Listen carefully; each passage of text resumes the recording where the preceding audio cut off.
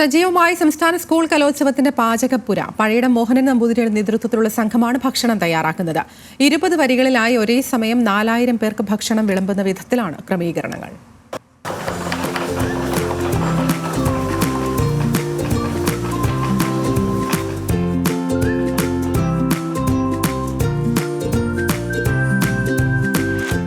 നിറഞ്ഞ കലവറ, സദാസമയവും ജ്വലിക്കുന്ന അടുപ്പുകൾ. പുത്തരിക്കണ്ടത്തെ ഊട്ടുപുരയിൽ കലോത്സവത്തിന്റെ മറ്റൊരു മേളം.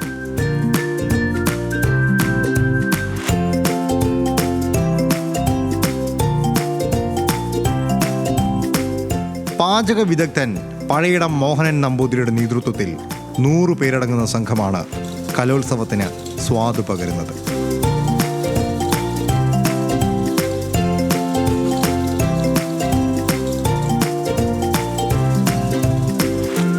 ഒരുക്കങ്ങളെല്ലാം പൂർത്തിയായി കഴിഞ്ഞു. വിവിധ ജില്ലകളിൽ നിന്ന്, അതായത് വടക്കൻ ജില്ലകളിൽ നിന്ന്, കണ്ണൂർ, കാസർഗോഡ് ജില്ലകളിൽ നിന്നുള്ള കുട്ടികൾ വരെ എത്തിത്തുടങ്ങിയിരിക്കുന്നു. അപ്പോൾ നമ്മളിന്ന് വൈകുന്നേരം വളരെ ലിമിറ്റഡ് ആയിട്ടുള്ള ഒരു എന്താണ് റണ്ണിങ് ഡിന്നർ എന്നൊക്കെ പറയും. വിഭവങ്ങൾ വളരെ ഒതുക്കിക്കൊണ്ടുള്ളൊരു ഊണുവട്ടം റെഡിയാക്കിയിട്ടുണ്ട്. അവരെല്ലാം ഭക്ഷണം കഴിച്ചു. അപ്പോൾ എല്ലാം ഇപ്പോൾ ട്രോഫിയൊക്കെ വന്നു. 7 മണിയായപ്പോൾ ട്രോഫിയൊക്കെ വന്നല്ലോ. സ്വർണ്ണക്കപ്പ് വന്നു. അവിടെ ഞങ്ങൾ പ്രത്യേകിച്ച് വീണ്ടും ചായ വടയൊക്കെ ഇവിടുന്ന് കൊണ്ട് സപ്ലൈ ചെയ്തു. അപ്പോൾ ശരിക്കും സജീവമായി യൂത്ത് ഫെസ്റ്റിവലിൻ്റെ ആ ഒരു ഓളത്തിലേക്ക് ശരിക്കും ഇറങ്ങിക്കഴിഞ്ഞു. ജില്ലയിലെ വിവിധ സ്കൂളുകളിൽ നിന്ന് വിദ്യാർത്ഥികളടക്കം സംഭാവന ചെയ്ത വിഭവങ്ങളാണ് കലവറയുടെ മുതൽക്കൂട്ട്. കുട്ടികൾ നൽകിയ സ്നേഹത്തിൻ്റെ നാളികേരവും ചായപ്പൊടിയും സവാളയുമൊക്കെ കലോത്സവത്തിൻ്റെ ആവേശമായി തിളച്ചുമറി.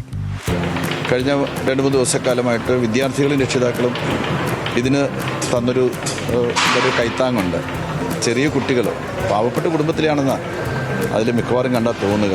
ഒരു കുട്ടി 2 വലിയ ഉള്ളിയും 2 ഉരുളൻകിഴങ്ങും അത് പൊതിഞ്ഞ് അവളുടെ പേരും എഴുതി 5ാം ക്ലാസ് എന്നൊക്കെ എഴുതി സ്കൂളിൻ്റെ പേരുമൊക്കെ എഴുതി തരികയാണ്. വേറൊരു കുട്ടിയുടെ പൊട്ടിച്ചപ്പോൾ ഒരു തേയില പൊടി കവർ. ഇങ്ങനെയൊക്കെ എന്ന് വെച്ചാൽ ആ ക്വാണ്ടിറ്റി എത്രയുണ്ട് എന്നുള്ളതല്ല, മറിച്ച് നമ്മുടെ കുഞ്ഞുങ്ങളുടെ മനസ്സിലേക്ക് നമ്മുടെ യുവജനോത്സവം എത്തി എന്നുള്ളതാണ്.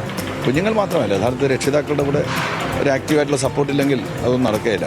അപ്പോൾ അങ്ങനെ ആ നിലയിൽ എല്ലാവരുടെയും ഒരു സഹകരണം ഉണ്ടാകുന്നുണ്ട്. കഴിഞ്ഞ ദിവസം രാത്രി 3000-ഓളം പേർക്ക് അത്താഴമൊരുക്കി ഉണർന്ന ഊട്ടുപുര ഇനി 5 നാൾ അക്ഷയപാത്രമാകും. ന്യൂസ് മലയാളം, തിരുവനന്തപുരം.